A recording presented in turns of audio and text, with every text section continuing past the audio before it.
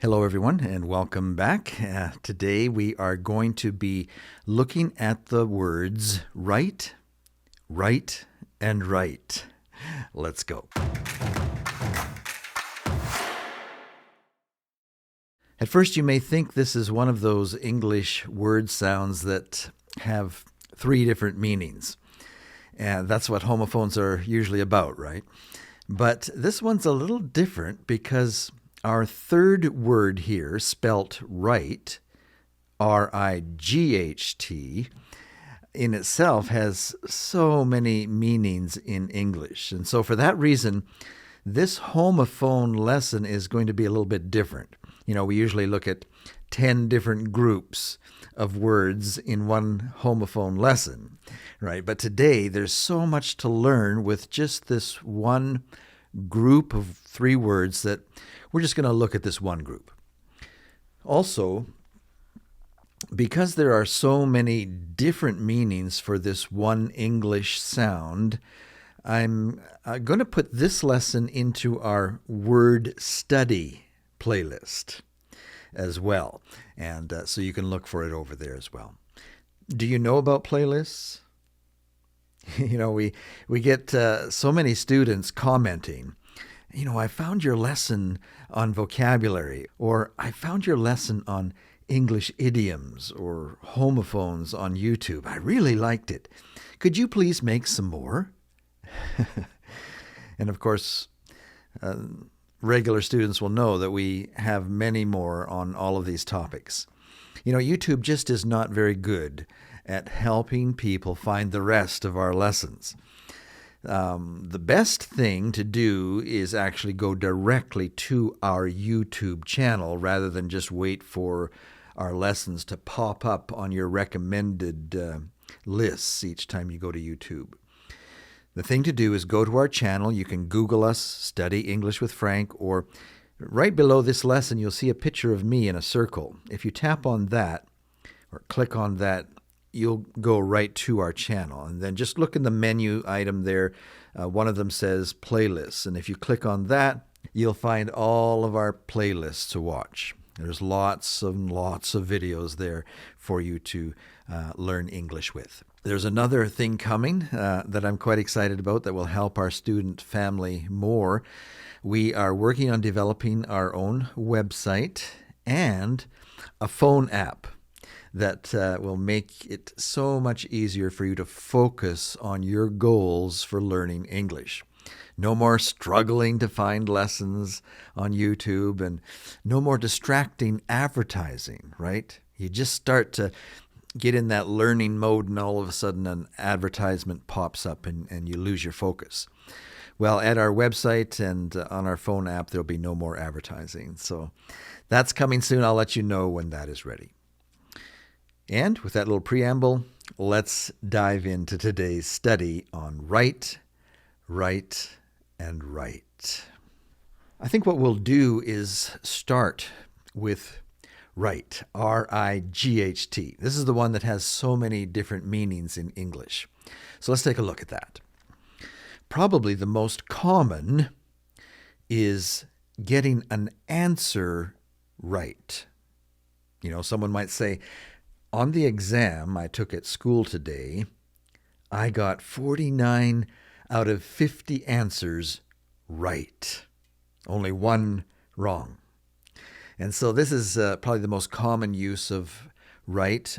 It's to say that I got it correct rather than incorrect. I got it right. I got it correct. Perhaps the next most common usage is right. I have to look at my hands because I'm dyslexic. Right and left, right? If someone says, turn right at the next traffic light, which way do you turn? Do you know which is your right hand in English? Right hand, left hand? Your right foot and your left foot? Well, this is my right hand and this is my left. Now, when you're viewing this, my right will be on your left. You know, if I was to do this to the camera, and you were to do the same to your screen, your left hand would be giving me a high five to my right hand, and your right would be to my left. I know it can be confusing. You know, people who work on stage a lot, in the theater, in front of audiences, giving lots of speeches, or even teachers as they teach to their class, they need to learn this little trick, because what is their right will be viewed by the audience as their left. For example, if a director of a play who's sitting out in the seats says to the actor or actress, "When you're done, I want you to exit right." Well, that can be confusing, because is it his right or the actor's right? And so what they've developed is a kind of a term called stage right or stage left. Exit stage right. And that would mean that the actor, when they're finished, needs to go to their right, not the director's right, who's sitting out in the audience. Another usage of right in common conversation is to agree with what someone has just said. You know, your friend might say, "Oh, I get so upset when I see people throw water bottles on the beach after they're done drinking. They just throw it out onto the beach. I think that is so irresponsible."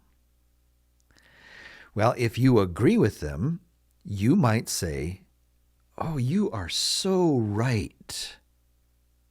And that would mean that you are agreeing strongly with your friend's statement. You are so right. Another important usage of right is how it can refer to what is morally or socially acceptable behavior in any given country or culture or a group that you're a part of. What is right and what is wrong in your culture or group? Someone might say, "I thought about taking some office supplies from work to use at home in my own business, but then I decided to do the right thing and leave the office supplies at work." The right thing. Someone may say, "When I was on vacation last summer, I wanted to visit the temple in the country where I was vacationing. But when I got there, I was only wearing a t-shirt and short shorts. And the guard there says, 'I'm sorry, you can't go in dressed like that.' It was considered wrong in their culture. And so I went back to my hotel and put on the right kind of clothes for my visit to the temple." The term right also has a special meaning in politics. People with a very strict, conservative viewpoints on many issues are considered to be right wing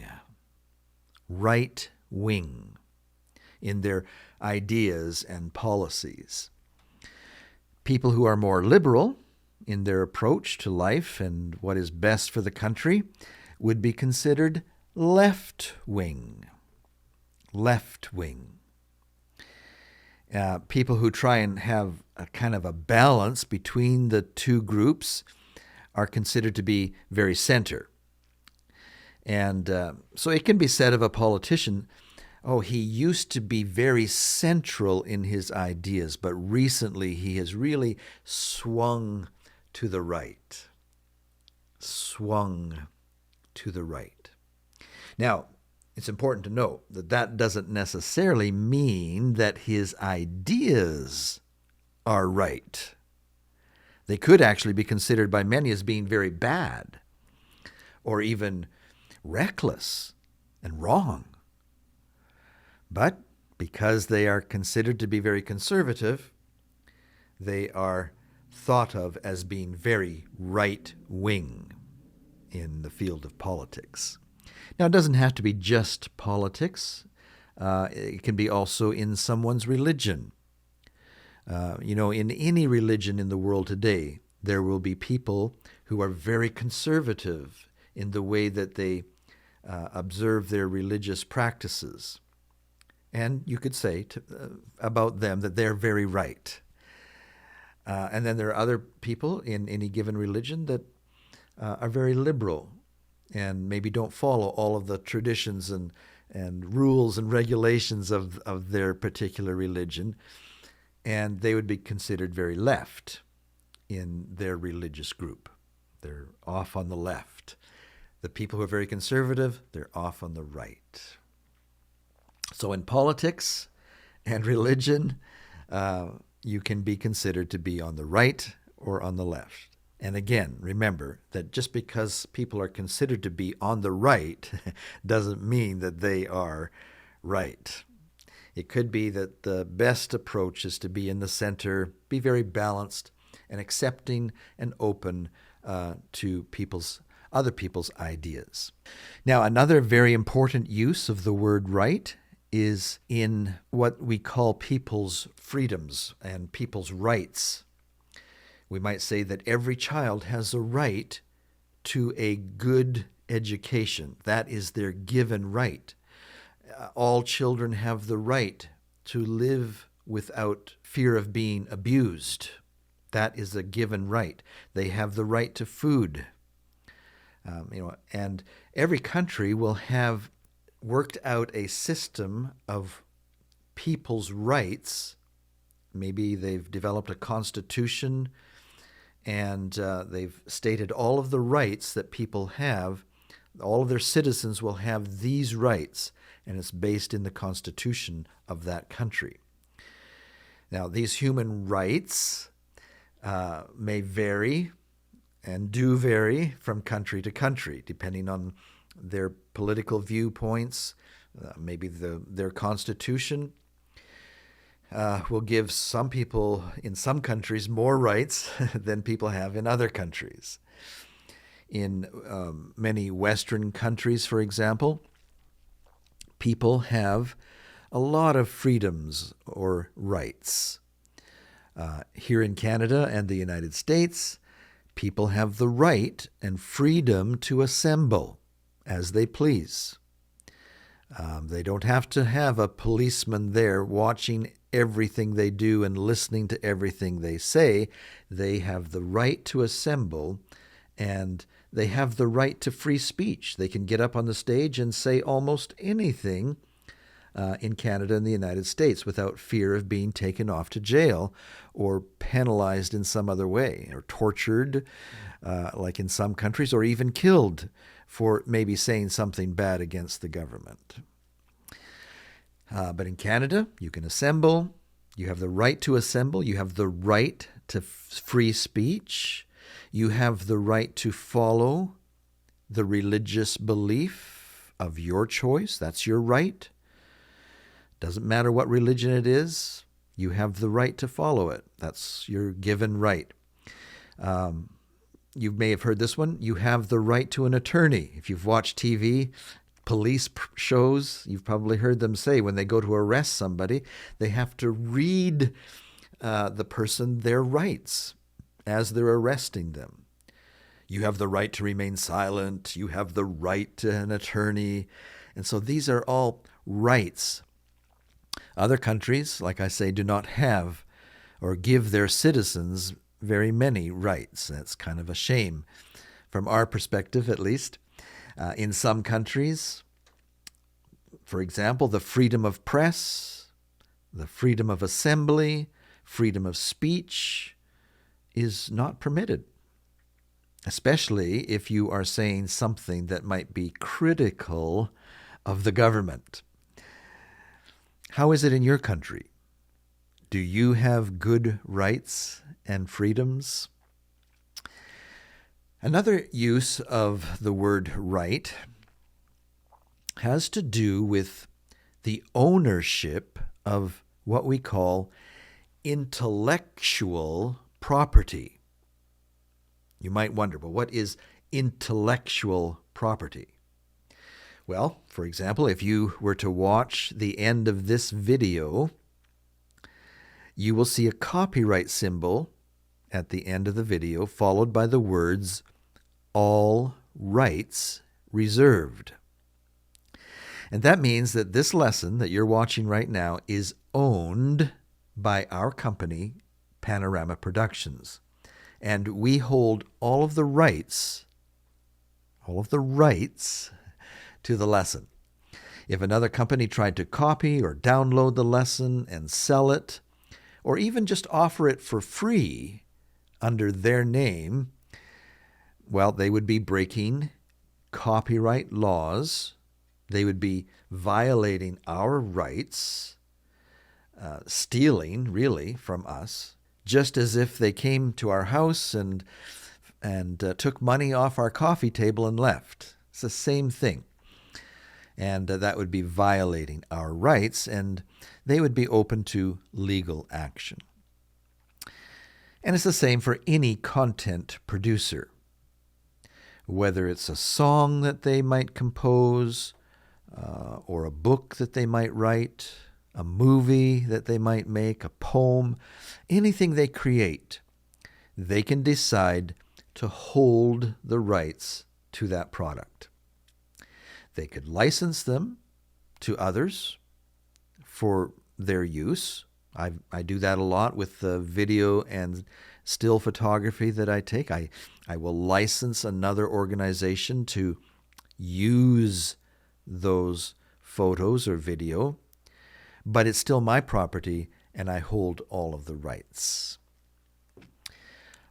It is possible also to sell your rights away. That often happens.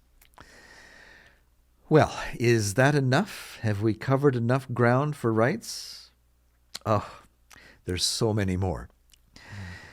If someone sees someone acting crazy, they might say, man, that person doesn't seem to be in his right mind. He doesn't seem to be in his right mind. Are we on the right road? My wife might ask me, and often does. Yes, dear, we are on the right road to get to the mall. Another shade of the meaning of right is what is true? What is pure?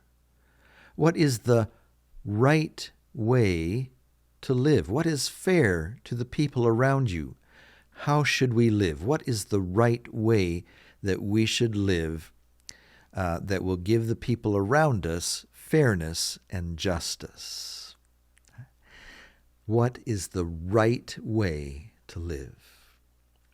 People might ask, what is the right religion? What is the right principle? Or what is the right custom to follow? The right traditions?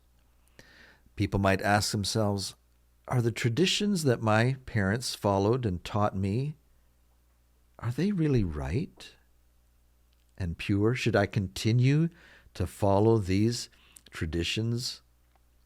Is it right? Right can also mean that you intend to do something immediately, right after what you're doing now.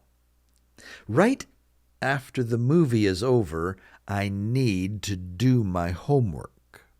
Right after the movie, I need to do my homework. It can mean that I will be with you soon. I'm almost finished my email here. I'll be right with you. I have to take this call, but I'll be right with you. Hold on, I'll be right back. People might say, I have to run to the store, but I'll be right back. Right actually can also be used as a verb. If I'm walking down a train track, have you ever tried to do this where you try and balance right on the train track? But I start to tip and I lose my balance. I might stop and get myself straight up again.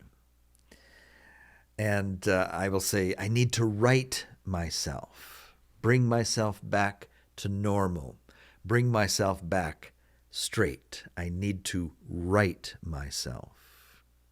We can also think about if we've done something wrong or if we've hurt somebody. I might say to myself, I feel bad about what I said to that person. I think I need to go and I need to make it right. I need to right the wrong that I have done. One last one that is kind of fun. If you were interviewing people for your growing business and one of the candidates really stands out, you might say to your business partner, I think that she is Mrs. Right for our position. She's Mrs. Right. Okay, so that's it for R-I-G-H-T. There are probably other meanings that I missed, but that's quite a few for you to try and learn. Let's move on now to the other two, the homophone usage. You know what homophones are.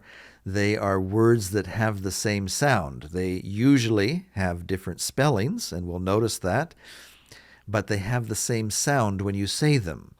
And so when you hear an English speaker say right, you need to understand that not only can it have so many meanings that we just said, it can also mean something completely different. So when we use the word rite, R-I-T-E, that usually refers to a custom that people do, but the most common use refers to a cultural tradition or maybe a religious action that people do to comply or conform to their culture, group, or religion. It can take on many forms. When children are turning into adults, many cultures have what we call a rite of passage. This is a tradition in their culture or religion that marks that transition, that change from childhood to adults. For example, in the Catholic religion, you might have heard of what's called the First Communion. Actually, the communion service itself is considered a rite in the Catholic religion. You've probably heard of the last rites that a priest will give a person on their deathbed just before they die. Rites. Our last word is the act of writing some words or numbers down, usually on paper. You might say, I need to write my friend a letter. But it can be more than letters. Anything that you apply pen to paper is considered writing. It doesn't have to be a pen either. Any instrument that can make words on an object is considered writing. For example, I could take a paintbrush and write a message on the bottom of the clay pot that I just made with my paintbrush, and that would be writing on my clay pot. You can write a poem. You can write a song. It's just like composing a song. You can write a song. You can write a story. If you're getting your doctorate degree, you would write a thesis. If you're in college, you probably write a term paper. Or I can say, I write a lot of English lessons for my students, just like I did for this lesson. I wrote a lesson. Even though I didn't take pen to paper, I was using the computer.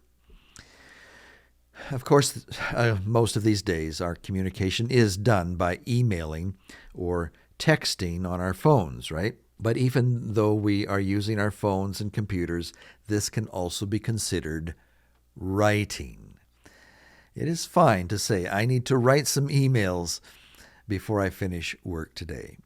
I need to write my friend as you text them a little message. It's perfectly fine to call this writing, even though you're punching keys into your computer or phone. All right, well, that's it for our lesson today. I hope that you enjoyed it. We've covered a lot of ground, I know, and it might be a good idea for you to watch the lesson 2 or 3 times so that you can allow all of this information to sink in, so that as you're listening to your English-speaking friends, you will have a better idea of knowing what they mean when they say rite. You know, in fact, that's a good idea for all of our lessons here at Study English with Us. It seems, a lot of students, I think, have the idea that if they watch the lesson once, that's all they need to do. But we find that it's those students that watch the lessons over and over again that really make the most progress towards their goal of becoming fluent in English. And so I encourage you, right at YouTube, it's free, right? You just have to put up with all that advertising, I know. But watch them over and over again until you really get it, until you really understand. All right, well, that's it for today. We'll see you next time here at Study English with Frank. So long for now.